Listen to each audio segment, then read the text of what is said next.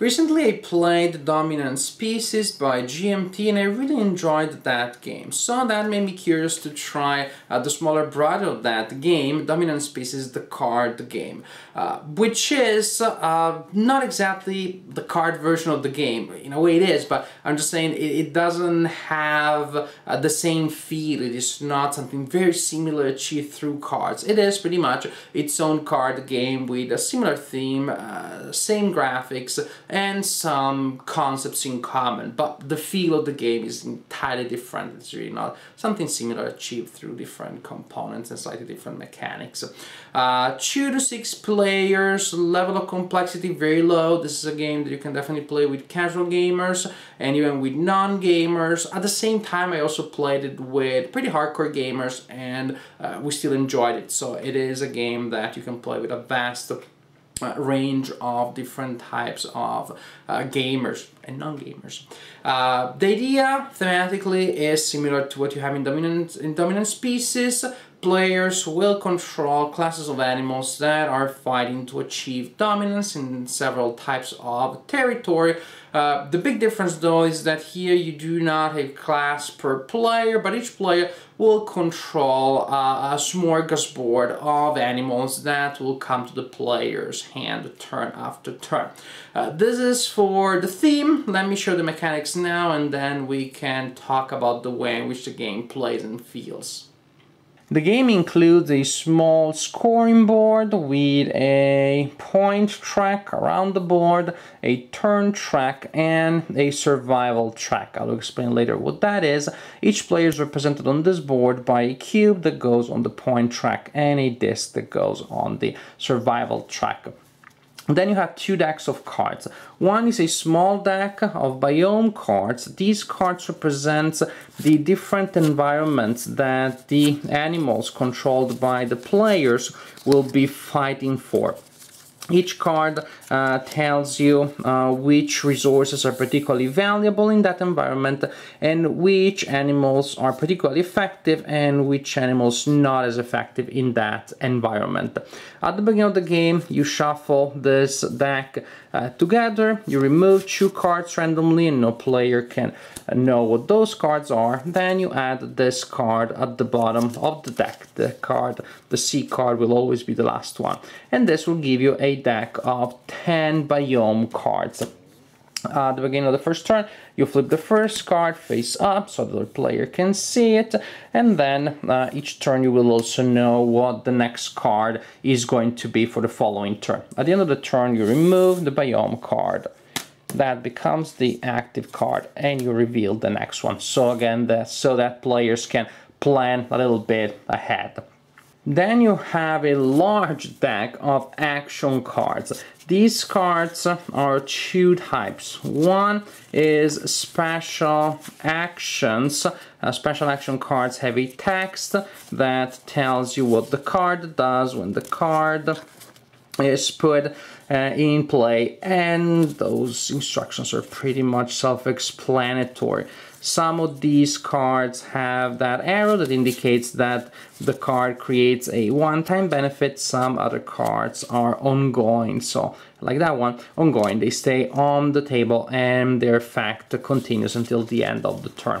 But the majority of these cards represent animal classes that will be fighting for the territory. Now, each animal card indicates an animal class. It has an amount of food chain points printed there, and then it also has elements that that class of animals can exploit. Some will also have a symbol that indicate another class of animals that will be suppressed when this card enters play. What does suppressing mean? As you can see, each card actually has 2 sets of similar values, one with a black number and some elements here, and one with a lower red number and a lower number of elements, or sometimes no element at all. When a card is put in play, it is placed with the black number facing the central area of the table. That indicates that the class of animals is healthy. If a game effect reduces, suppresses that card, you simply turn it to show the reduced side, and now the card is said to be endangered in terms of game terms. If an endangered class of animals is suppressed again, then that class is simply removed.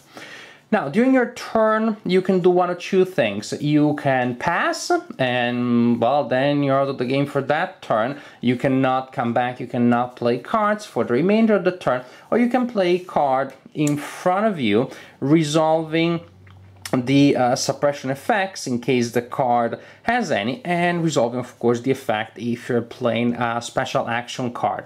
Animals simply stay there, action cards are resolved, and that is it. That ends your turn, and the next player will get to do the same, to pass or to play a card. Now, players simply keep doing this, playing cards, resolving effects, and forming sets in front of them, until one of the two things happen. All players pass in a row, or a player is out of cards entirely. Game goes back to that player. The player cannot do anything, must pass. So when a player passes and that player has 0 cards, the turn is over too. When the turn is over, you score the turn. First, you look at the food chain points, and you determine the player or players with the highest amount. You also have to remember that each card indicated on the environment that the players are fighting for will be modified. For example, insects have a +1, each insect card has a +1, and arachnids have a -1, each arachnid has a -1 when fighting in that environment. Different cards, of course, have different sets of modifiers there. So you look at the modified total, and the player plays with the highest modified total, will score amount of points equal to the turn number. So in turn number, that score will be of 1 point, in turn 10 of 10 points, and the value therefore increases turn after turn, which is pretty cool. It creates a nice sense of tension. However, no matter how many points you scored by having a dominance in terms of food chain points, you still get to move your disc 1 space up on the survival track. So the survival track simply keeps track of how many times you scored in the game. Again, it doesn't matter how many points you scored. The points are recorded here. Then you also score for elements. And you look at players that have the highest amount of the elements indicated on the card. In this environment here, for example, grass and sunlight score. Here we have grass, water, and sunlight. The player or players with the majority of each element scores an amount of points equal to the numbers of times that that element appears on the card. In other words, the player or players with the highest amount of grass elements on the table will score 2 points in this environment, and the player or players with the highest amount of sunlight will score 1 point. Here it will be 3 points for majority in grass, 2 for water, 1 for sunlight. And you continue like this, suppressing each other, playing cards, resolving effects until the end of turn 10. The last card will be particularly profitable because it is worth 10 points and it has a lot of elements that can be scored. Once turn 10 is over, you apply final modification. The player or players with the highest score on the survival track will gain 5 extra points, and the player or players with the lowest score on the survival track will lose 5 points. After you have modified the previous score, based on that, you have the final score for the game, and at that point, the player with the highest score is the winner. This game has been a pleasant surprise. After reading the rulebook, I was afraid that the game may be a little too light, a little too bland, but that wasn't the case at all. Actually, the game started being interesting from quite early on. Maybe the first game you do not see all that you can do, you do not realize all the possibilities of the game, you do not know the cards very well yet, and things may feel a little random. But actually, once you start getting a good sense of the possibilities, there definitely are strategies that you can create, there definitely are nuances and subtleties that will manifest themselves throughout the game. And there are different levels of decisions that you have to implement. There are, of course, tactical decisions, moments in which you're reacting to what other players are doing, especially when they're playing action cards. And then also there are longer term decisions and strategies, times in which you are trying to build up a certain combo, preparing cards for the following turn, or for a turn that you know will be in 1 or 2 turns. For example, when you're waiting for the last turn, then you already know what's there, you can prepare in advance. That definitely is an interesting balance there for me. Action cards, the special action cards, can be really powerful. For example, there's a card that will force all players to discard all their cards, which effectively ends the turn immediately. They're just cards with strong effects.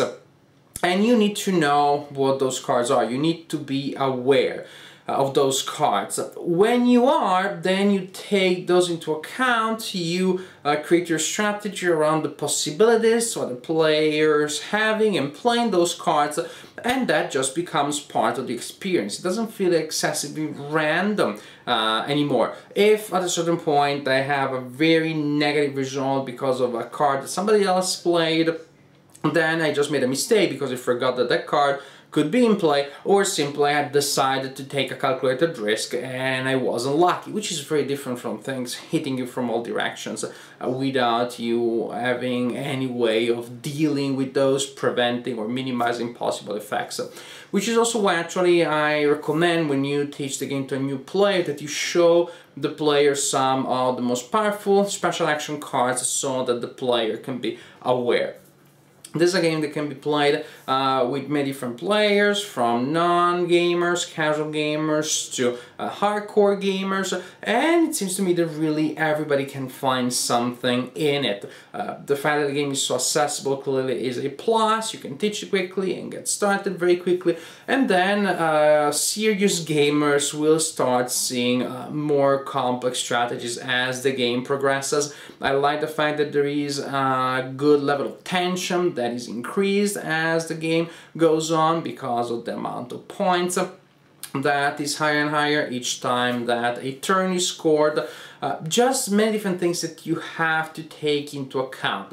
Intense interaction among players. Sure, you're just playing a card in front of you, but the effects, of course, will reverberate around the table. It is all a matter of having a majority, that is to have as much as or more than other players do, not just to have a lot per se.